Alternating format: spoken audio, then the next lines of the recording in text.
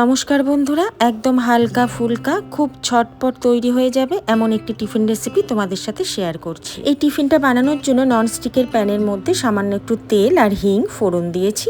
তারপরে তেল আর হিংটা হালকা একটু নাড়াচাড়া করে নিয়ে দিয়ে দেব 1.5 কাপ পরিমাণে জল। এখানে আমি 1 কাপ পরিমাণে সুজির ব্যবহার করব, তাই সেই অনুপাতে 1.5 কাপ জল দিচ্ছি। দিয়ে দেব সামান্য চিলি ফ্লেক্স, স্বাদ মতো লবণ, আর এখানে আমি সাদা তেলের ব্যবহার করেছি। তো এখন জলটা যখন ফুটে উঠবে তখন আমি এখানে 1 কাপ পরিমাণে সুজি দিয়ে দেব। সুজি মোটা দানা বা পাতলা দানা যেরকম তোমাদের কাছে অ্যাভেলেবেল থাকবে তোমরা সেটা দিয়ে এই রেসিপিটা বানিয়ে নিতে পারবে। এখন ফ্লেমটাকে একদম লোতে রেখে বারবার করে এইভাবে নাড়তে হবে। একদম নাড়া বন্ধ করা যাবে না, তাহলে কিন্তু দলা পেকে যাবে।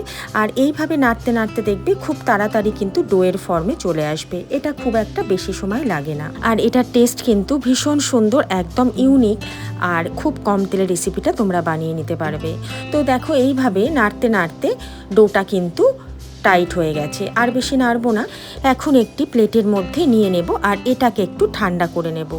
যখন হালকা হাত দিতে পারো, মানে গরমটা হাতে সহ্য করতে পারবো, তখনই এটা আমাদের মেখে নিতে হবে। তবে খুব ঠান্ডা হলে কিন্তু আবার মাখা যাবে না। তো এই ফাঁকে আমি এর পুরটা বানিয়ে নেব। তার জন্য ননস্টিক প্যানের মধ্যে সাদা তেল দিয়েছি। তেল গরম হলে দিয়ে দিলাম 1/2 চামচ পরিমাণে গোটা জিরে। গোটা জিরে হালকা একটু ভেজে নিই। এখানে দেখো রসুন কুচি, লঙ্কা কুচি আর আদা কুচি আমি আগে থেকে করে রেখেছি, এটা দিয়ে দেবো তেলের মধ্যে। যদি কোনো ছোট বাচ্চারা খায় তাহলে লঙ্কাটাকে স্কিপ করে দিও। তারপরে দেখো এইভাবে হালকা একটু নাড়াচাড়া করে নেব, ভাজার দরকার নেই। একটু নেড়ে নিয়ে এর মধ্যে দিয়ে দেব কুচানো পেঁয়াজ। এখানে আমি একটি মাঝারি মাপের পেঁয়াজ কুচিয়ে নিয়েছি।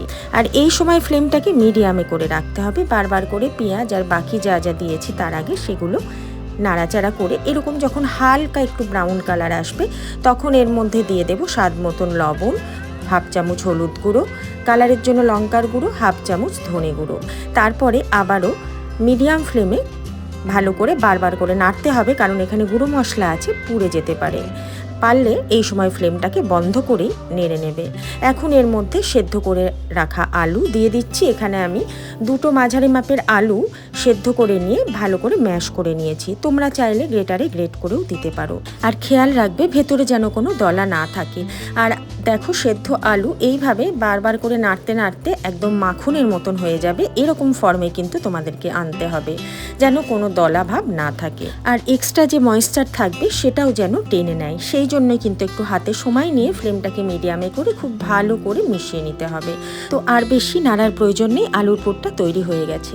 এখন একটি বাটির মধ্যে পুরটা রেখে একটু ঠান্ডা করতে দেব। আর এদিকে দেখো সুজির ডোটা কিন্তু অনেকটাই ঠান্ডা হয়ে গেছে। এখন হাত দেওয়া যাচ্ছে, হাত দেওয়া যায় এরকম গরম থাকতে কিন্তু মেখে নিতে হবে।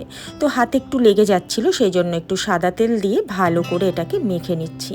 খুব ভালো করে ঠেসে নিতে হবে এদিক ওদিক করে, যাতে কোনো রকমভাবে ভেঙে না যায় বেলার সময়। তো দেখো নরম করে কিন্তু আমি ডোটা তৈরি করে নিয়েছি। এখন লেচি কেটে নেব। লেচিগুলোকে একটু বড় বড়ই কাটতে হবে, সেই জন্য আমার এখানে করে মোট 4টে লেচি হলো।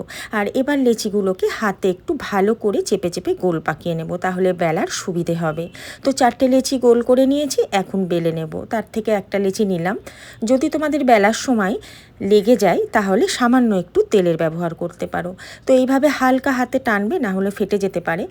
এখন মিডিয়াম থিকনেসে আমি এটাকে বেলে নিচ্ছি। খুব বেশি পাতলা হবে না, আবার খুব বেশি মোটা হবে না। এবারে একটি ছুরির সাহায্যে আমি 4 ধারটা অল্প অল্প করে এইভাবে কাট দিয়ে দেবো। আর এক্সট্রা যেটা বেরাচ্ছে সেটা কিন্তু একদমই ফেলা যাবে না, সেটাও আর একটা গোলা বানানো যাবে। তো এইভাবে 4টে দিক কেটে রেক্ট্যাঙ্গেল শেপে আমি নিয়ে আসবো। তোমরা এই রেসিপিটা সকালের টিফিন হোক বা সন্ধ্যে স্ন্যাক্স হিসাবেও ব্যবহার করতে পারো, তবে স্ন্যাক্সে এটা খেতে গেলে অবশ্যই ডিপ ফ্রাই করতে হবে। এখন এর উপর দিয়ে দেব আলুর পুর। আমি প্রথমে 1 চামচ পুর দিয়ে খুব ভালো করে চারিদিকে ছড়িয়ে দিচ্ছি। আর খেয়াল রাখবে যেন আলু গ্রেট করে বা ম্যাশ করেই দাও, না হলে ভেতরে যদি কোনো লাম্পস থাকে এটা কিন্তু মোড়ার সময় খুব অসুবিধা হবে। তো দেখো খুব সুন্দরভাবে প্লেন করে উপরে আলুর পুরটা দিয়ে দিয়েছি। এখন একটা সুন্দর শেপ দিয়ে দেব যাতে দেখতে একটু ভালো লাগে। তো আমি এইভাবে কর্নারভাবে দেখো কিভাবে কেটে নিচ্ছি। উপর দিক থেকে সরু হয়ে আবার নিচের দিকে মোটা, অপর দিকটা আবার উল্টো হবে। তো এইভাবে আমি শেপ দিয়ে এটাকে মুড়ে নেব। তোমরা যে কোনো মনের মতন শেপ দিতে পারো। তো এবারে আমি হালকা হাতে একটু নিচ থেকে তুলে দিলেই দেখো এইভাবে রোল হয়ে বেরিয়ে আসবে। তো একে একে সবগুলোই একই পদ্ধতিতে তুলে নিচ্ছি।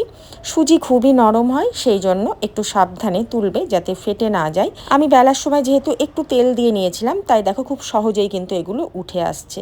আর তোলার সময় যদি বেশি সমস্যা হয় তাহলে একটু আটা বা ময়দা নিচ থেকে দিয়ে রোল করে নিতে পারো, তাতেও কিন্তু সুন্দর উঠে আসবে। আর এগুলো কিন্তু জানো তো স্টোর করেও রাখা যায়, যখন খুশি বার করে ডিপ ফ্রাই করে নিতে পারো, আবার স্টিম করেও অপূর্ব লাগে খেতে।